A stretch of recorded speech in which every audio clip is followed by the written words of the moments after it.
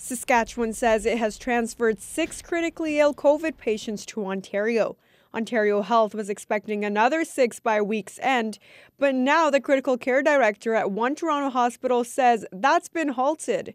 Still, the province's top doctor broke down today, talking about the dire situation in our hospitals. Friends, family members who are getting sick and dying, and of course the other impacts of delayed care. So again, apologies if I'm being a bit unprofessional, but it is very challenging. There are currently just over 80 COVID patients in the ICU. The modeling says ICU admissions could near 300 COVID patients by early next year if there are no additional measures like gathering limits.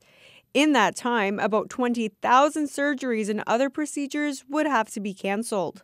Best case scenario, the modeling suggests with gathering limits, vaccine uptake, and boosters, the province could keep ICU admissions of COVID patients below 50. Focus really needs to be on what we need to do to bend our curve and to try to relieve pressure, in our hospitals and ICUs. Obviously, if we're flying, critically ill Saskatchewan citizens thousands of kilometers away, the situation is beyond dire at this point. Both Dr. Shahab and government leaders refuse to say what recommendations Shahab has made to the province.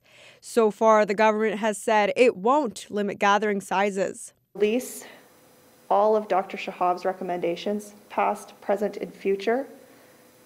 And number 2, to implement restrictions on gathering sizes, something that we've called on before. That's really low-hanging fruit. Put in gathering restrictions because there are communities where COVID is spreading, especially highly unvaccinated communities in parts of your province. Dr. Sask Shahab says the best thing people can do right now is to get vaccinated and to follow public health measures like wearing a mask.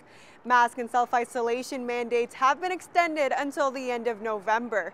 Limiting close contacts right now is also key. Yasmin Ranea, CBC News, Saskatoon.